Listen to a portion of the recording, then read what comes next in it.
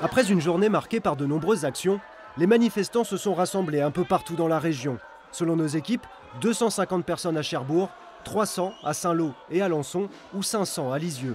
Mais c'est à Caen que le cortège a été le plus impressionnant, le plus grand rassemblement de Normandie hier. 6800 manifestants dans les rues du centre-ville, point d'orgue d'une journée sous le signe du ras-le-bol. On a tous tiré des enseignements du mouvement des Gilets jaunes, de la réforme de retraite. On sait ce qui fonctionne, ce qui ne fonctionne pas. Tout ce qu'on sait aussi, c'est que ces mouvements étaient très puissants et qu'il reste dans la population une envie de la frustration qu'elle n'ait pas abouti. C'est maintenant qu'il va falloir nous écouter, les cahiers de doléances, toutes ces choses-là. Tout ça, c'est le peuple qui doit s'exprimer.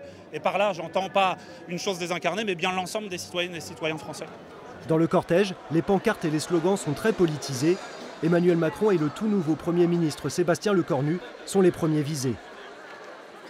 On se sent découragé et désespéré en voyant la provocation du président de la République qui, avant même cette journée de rassemblement pour exprimer le mécontentement, nomme un ministre qui n'a aucun rapport avec ce que souhaitaient les Français l'an dernier, puisqu'il vient d'un parti politique extrêmement minoritaire.